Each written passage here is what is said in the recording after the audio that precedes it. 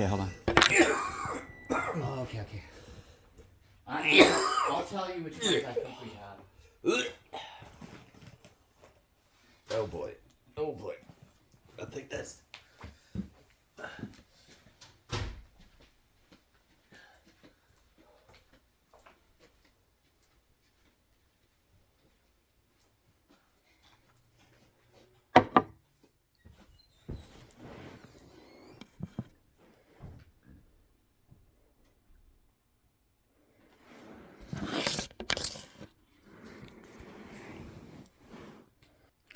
Aloha one, aloha all. This is Michael. I wanted to take some time to welcome my twin brother Patrick, who you will see throughout this documentary.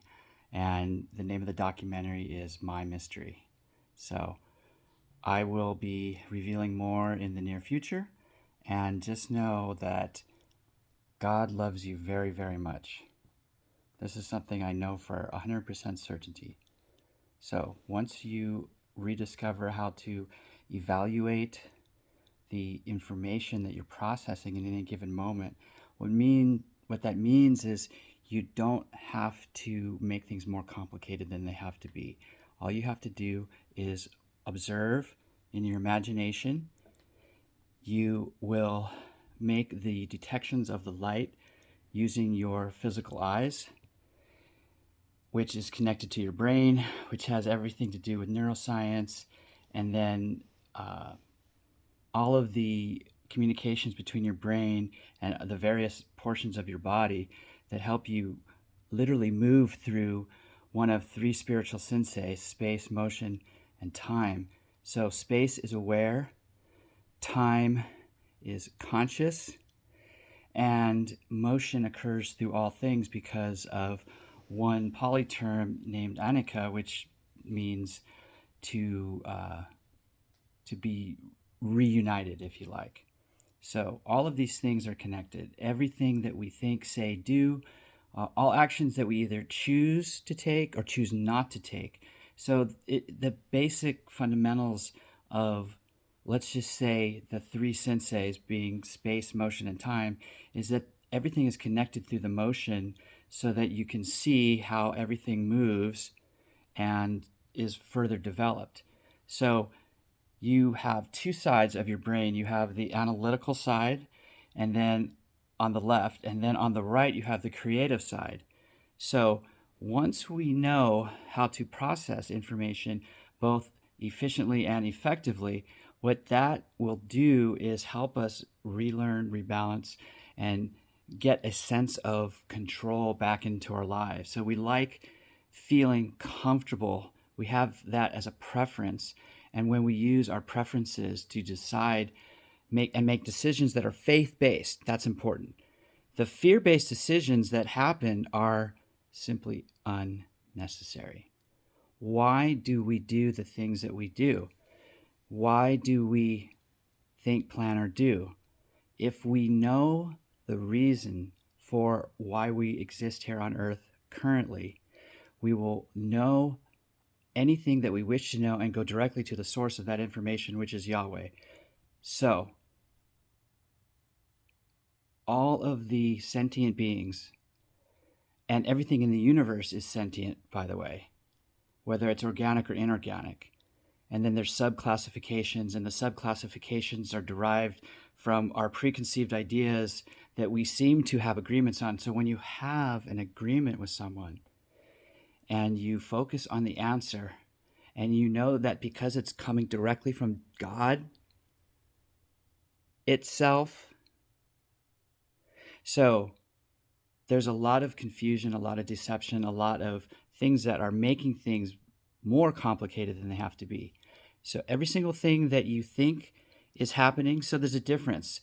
So your pure analytical side of your brain thinks, the imagination, which seems to combine the two halves, if you will, the consciousness and the awareness. These are terms that we can use to better understand what we are relating to. So all of this is about integration, interpolation, extrapolation. And what that does is it alters what you think is really happening versus what is actually occurring. So listen to the wording and understand that there are how should I say, subdivisions, if you will. Hey, I'm a Rush fan. I admit it. That's one of the reasons why I totally love Downey. So she's awesome for many things, but that's my favorite. So when we know anything, what we do with that information is either predetermine the value before you actually experience it versus thinking that you know and maybe even believing in what you think is really happening. It's up to you to decide and determine the value between what you know to be true, and you know it's true because it comes directly from God. If you know how you are currently feeling for 100% certainty, which is easily within the range of human capacity and functionality, when we know anything to be true, and there's a difference between factual information, which is partially true, and know this too: what you see and what you're viewing right now with your eyes is pure light. Every interaction that you have with anything that is pure, there are things that occur through motion. And when you know that, without any prejudicial predetermination of how you think something will feel before it actually occurs, think again. Know that everything that is happening currently, everything in the universe is electromagnetic energy. Everything. So we talk about E equals MC squared, one of my favorite equations of all time. And I have a handful that you will be learning about. So I'm taking the information and processing it at different rates, putting it into a shelving unit system where we can know that if we are aware of how it feels when you know, and when I say know, I mean know that everything that happens for a reason, and it's been predetermined. So from God's perspective, God's consciousness is directly related to the omega of awareness, of this ocean of awareness that we are currently here on earth. And we predetermine the value of the things that are can be very interesting if you pay attention, if you are still while you are listening, and you find yourself quite quiet. These moments of awareness, and there's a difference between consciousness and awareness. Consciousness quantifies your thoughts about reality. Your awareness qualifies how you feel about the experience.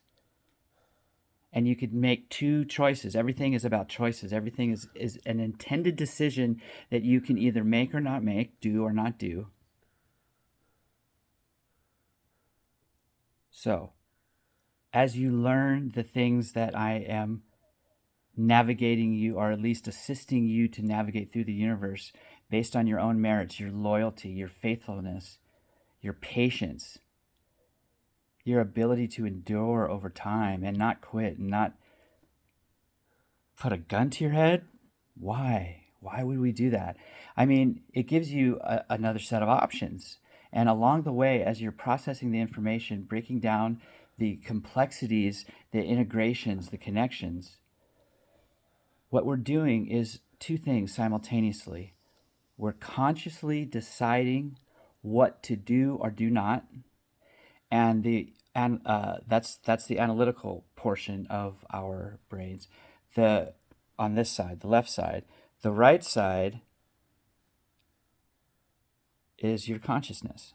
Your consciousness, believe it or not, and I've been running thought experiments and combinations of visuals and things like that help us know that everything in the universe is already a preordained event. And we do the time jumping. We go back and forth. We have the negative and the positive. Now, initially you might think, oh my gosh, negative energy, dark energy, everything is scary. And it's not. It might startle you until you better understand it and realize the connection between what you think is really happening versus how you feel about the experience. God speaks to us in feelings. God speaks to the universe through the one soul way. And I could go deep, and if anybody is interested, let me know, because I feel that now is the time. It wasn't yesterday, and it is not in the future. It's actually already happening. And I know if you guys watch TikTok, and gee, I wonder why they want to ban TikTok.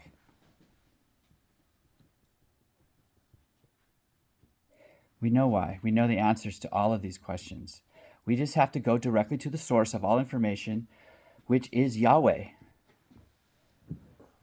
God is an it.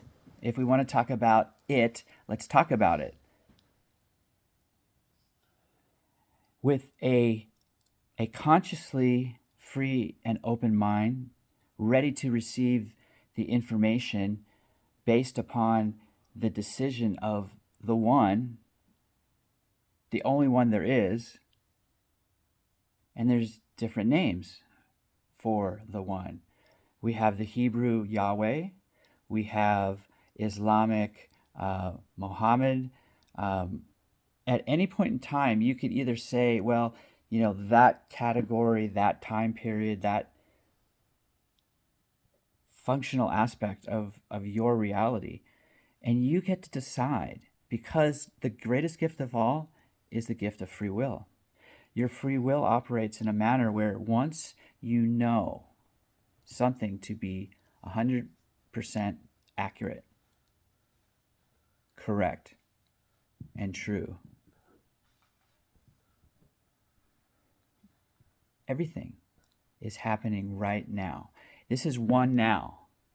So change the one back to eon and begin wherever you choose to describe and express yourself, inspire and encourage others to really focus their attention when it's presented to them. And every moment is a living, breathing picture. It's a film. How do we communicate better, if not more fully realizing that all of your senses matter? Your 5 basic senses, your sight, your sound, your smell, your taste, and then you have touch. Now, what is that? It's a flow of information, a sinusoidal wave form. And from there, we begin the concept of trigonometry. And what is trigonometry? Trigonometry is about shapes. It's about the motion. It's about just plain geometry is the shapes, let's say Platonic solids, for example.